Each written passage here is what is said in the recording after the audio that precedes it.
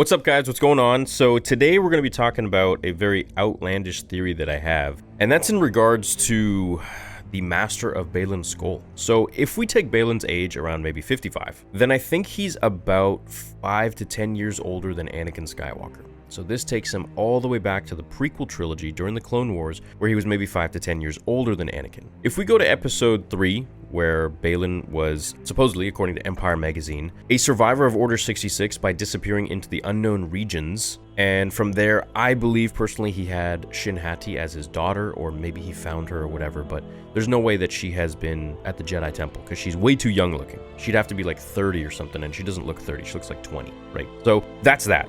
Baylan Skoll, I believe, is so conflicted with killing Ahsoka, and we see this twice now. When Elsbeth tells him that he has to kill Ahsoka, and she's like, why do you seem conflicted? And he's like, oh, well, there's just not too many Jedi around. And you can see that there's something within him. And then in the end of episode 3, he's looking off to the side, like he's just like unhappy with this decision, and he knows that there's some conflict within him, that he doesn't want to have to kill Ahsoka, because he sends the HK droids to go find her and Sabine in the forest.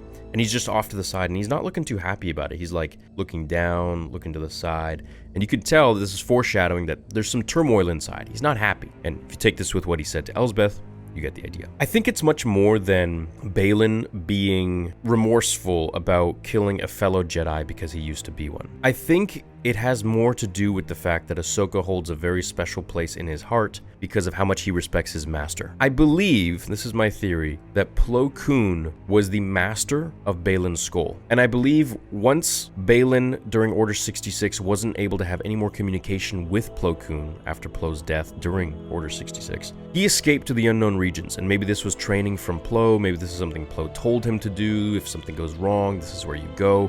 And he went off to the unknown regions and hid like his master promised him to do so. And so he knew Anakin during the Jedi Temple. He knew Anakin during the Clone Wars. And this is why in the trailer he says Anakin Skywalker was a very great Jedi, something to that effect. It's too bad that not many people got to see what he became. It was Darth Vader falling to the dark side. So I think he was either at the temple or somehow knows what happened to Anakin, that he fell to the dark side. He might have escaped. He might have, I don't know, tried to defend some younglings.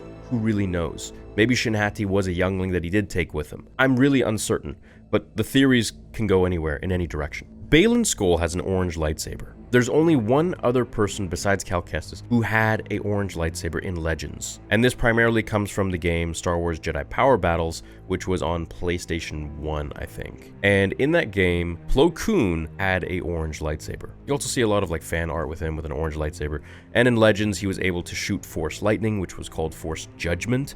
And it was like an orangey color. It was like a yellowy color. It wasn't the same as Sith lightning. It wasn't as powerful. This is why Darth Plagueis says, if you want to shoot real Sith Force lightning, then you have to be shot by it first yourself. The Jedi can shoot Sith Force lightning, but it's not going to be to any same effect as us true Sith, who harness all our anger and hatred into it, but you also have to be hit with it first. So I truly believe that Baylan Skoll, this would be a really cool theory considering that Dave Filoni, his favorite Jedi of all time is Plo Koon. So I feel like he would interject his favorite Jedi into the story in some way. And this would definitely add a lot of understanding and credibility to why Baylan Skoll is so conflicted to kill Ahsoka, right? So he's not conflicted to kill Sabine or whatever. He even thinks that she's a Jedi or a Force user. He's more so conflicted to kill Ahsoka because, of course, she is a Jedi Master, but there's more than that. I think it's because he knows how much Plo Koon really cared for Ahsoka. Plo Koon found Ahsoka when she was a little baby. If you haven't seen Tales of the Jedi, go ahead, but there's also a lot of other source material like the Clone Wars and whatnot, where Plo Koon has even spoken to Ahsoka in her native language, in the Togruta language. And this is because he truly does care about Ahsoka. He does care about her people. There is much more to Plo Koon than we've seen. And Dave has even talked about this. Like, I'm getting the idea that the show is all interconnected. Like, Marrok is trained by Darth Vader. Ahsoka is trained by Anakin Skywalker. Anakin turns into Darth Vader. Those two are going to fight. Baylan Skoll was trained by Plo Koon. Plo Koon found Ahsoka, and those two are going to fight. So it's kind of like everyone is interconnected in some sort of very personal way in the show that will just add more gravitas to the scenes if we end up getting them, right? If this ends up actually happening. I could be totally wrong. I could be wrong in the sense that I'm just kind of looking too deep into things and thinking, well, orange lightsaber. Conflicted? Well, he's conflicted because his master really loved Ahsoka like a daughter. So it's possible, but personally, I think that Ahsoka is going to have a really hard time once she learns that Plo Koon was the master of Baylan Skoll. Now, the whole thing about Baylan Skoll having an orange lightsaber, in my opinion, is because he's not fully a Sith, right? He's not like Palpatine or even Count Dooku.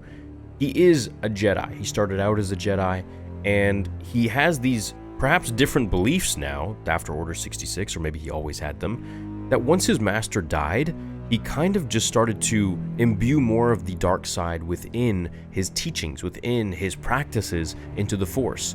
And this, by itself, organically created a orange lightsaber crystal rather than his blue or yellow or whatever it might have been. Personally, I think he had a yellow lightsaber, which kind of would make sense because he was Plo Koon's apprentice, in theory. But orange is created from yellow and red. And with Mace Windu, blue and red creates purple. So you can see that the two are kind of similar in the sense that they are conflicted. Mace had more of the dark side in him, but he chose to be in the light.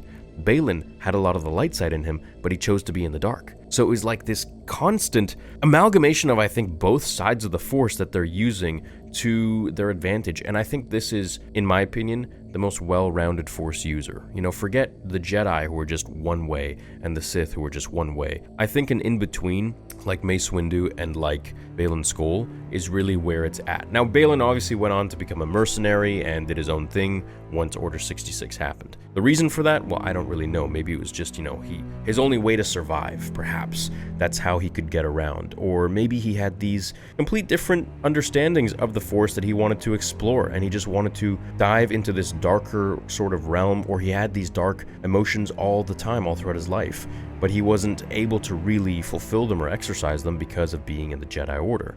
And once he was free of that, then he was really able to, well, turn his lightsaber orange, so to speak. So I do think that Plo Koon would have probably had a really cool apprentice in the sense where he would have been a little more flexible with things. He wouldn't have been so rigid like Mace Windu or rigid like Obi-Wan Kenobi. And I think that, you know, this is another reason why Anakin probably had the worst master that he could have had for him specifically. Not that Obi-Wan's bad, but just the fact that for Anakin, he would need someone much more flexible like Qui-Gon Jinn. And so for all these reasons, I feel like it would be a really good fit for Plo Koon to have mentored and mastered Baylan Skoll, who then went off to do his own thing. I think there's a really cool backstory with this, and I believe that in Tales of the Jedi Season 2, we could get Baylan Skoll, and we'll maybe see who his master was.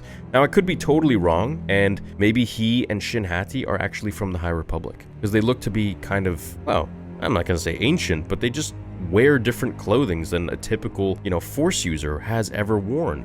They seem to kind of wear something a little more aristocratic, a little more Count Dooku-esque, a little more armor, and a little more, you know, like a knight would wear, kind of in a feudal period. So I'm thinking that if he's not Plo Koon's apprentice, then maybe he's just been frozen in stasis or something, kind of like Dagon has been in Jedi Survivor in the game. There's a lot of different possibilities. I know they really want to push their High Republic stuff, but maybe this is another avenue for them to do it. I hope not, but we'll see what happens. Thanks so much for watching today's video, and I'll see you guys in the next one. Until then, remember, the Force will be with you.